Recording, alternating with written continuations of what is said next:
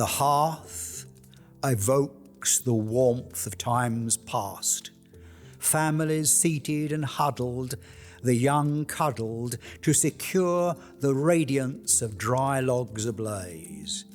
In those rural days, life in tune with nature, tales of life and home enrapture gathered friends. The stone walls enclose the stories families chose and seal for the future to reveal to new families hearth-seated, repeated in communion with stone as union.